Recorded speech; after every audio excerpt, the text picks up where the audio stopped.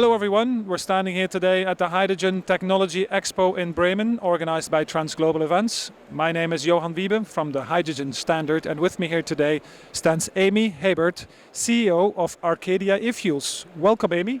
Thank you very much. Appreciate being here. Pleasure to have you. So Amy, tell us a little bit about what Arcadia eFuels does.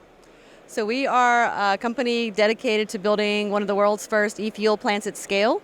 So we'll be producing about 100 million liters of eSAF or e-kerosene starting in 2027. Yeah.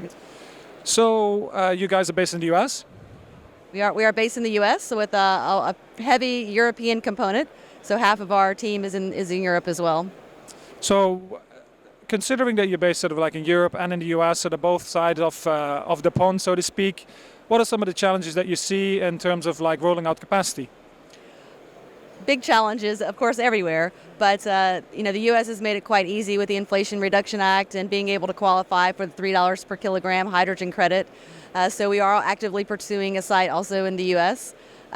We have started our first plant in Europe, actually in Denmark, because we believe that with the mandates coming in Europe and with the push from the Danish government to be carbon neutral, it was a good place to originate this project, but it's a big project. It's a lot of capital we have to raise, and not having the incentives come to the producer, but having certain incentives come to the end users like airlines, and then having to match that supply chain up to get long-term binding agreements has proven quite challenging. Whereas in the U.S., with the credits go to the producer, so we can automatically lower the price from day one. So different worlds, but that's how it goes.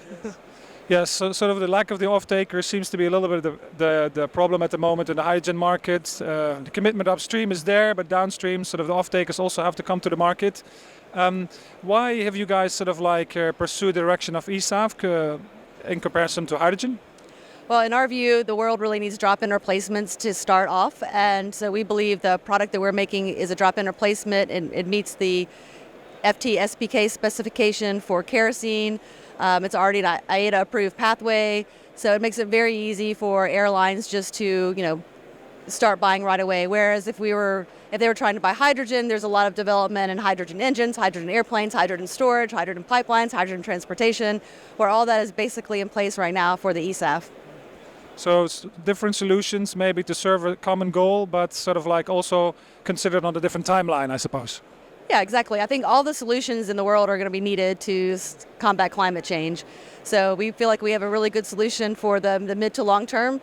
And, hydrogen one day could be a great fuel, but there's just a lot of work to be done before that happens. But, I think you mentioned that hydrogen producers are having, finding offtake a challenge. We are making our own hydrogen for the first couple sites, but we are certainly open because there was no one that was able to provide us at the scale that we needed. But that will change over time, and we are certainly open to purchasing hydrogen where that makes sense. But so we just need to match it up with the technologies and the locations and pricing. So in terms of eSAF, there's various directions that you can go to. I think it's about 8 or so different streams to generate the eventual fuel, if I'm not mistaken. I'll let you correct me on that if I'm wrong. What is sort of like your direction? Can you do all of them, or do you have a certain preference as to what route to the product that you prefer?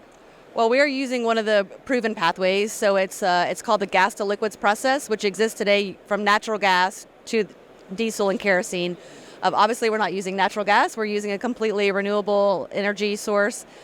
So we will be making our own hydrogen, green hydrogen, and then having a CO2 source and combining those into a syngas reaction, then Fischer-Tropsch, then refining.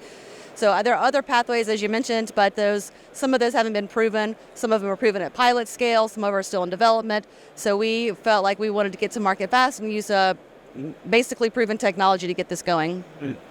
And so you mentioned a little bit about sort of the regulation, sort of the push and the support on the different sides of the Atlantic, in the US with the Inflation Reduction Act, and in Europe with the various legislation as well. How supportive is that for the sort of like the eSAF environment? Well, I think with the mandates in Europe now, so in 2030 there will be a 1.2% mandate for e-kerosene, so exactly the product we're making, and then that jumps to 5% in 2035. So even the 2030 mandate is equivalent to about 10 of our size production plants, so it's pretty significant, and then 50 by 2035. So that mandate really drives a lot, and that's super helpful to get these projects off the ground. Flip side, in the U.S., there is no mandate, and so it's all about how do you get your costs down, how do you become more competitive. I think one of the advantages also of the pathway we're choosing is it basically reduces CO2 emissions 100%. So some of the other bio pathways or alcohol to jet pathways don't reduce to the same amount that we're doing. So if you look at our pricing on a CO2 emission savings basis, it's actually equivalent. And sort of like becoming more cost effective or a little bit of a cheaper sort of product is obviously what we all want at the end of the day. So how do you get there? Well, I always draw this parallel back to the wind and solar industry in the early 2000s. It was crazy expensive. And now in a lot of geographies, wind and solar is just as inexpensive as, fossil-based energy.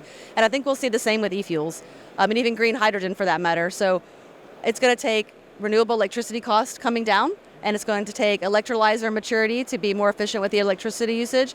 And that will happen as we start producing these and as we start learning and as we bring the cost down. It won't just, if we study it to death and then wait till the costs are perfect before we get going, it's too late. So we need to get started now. Need to get started now. Couldn't end on a better note. Amy Hebert, thank you very much for being here. Johann, appreciate it.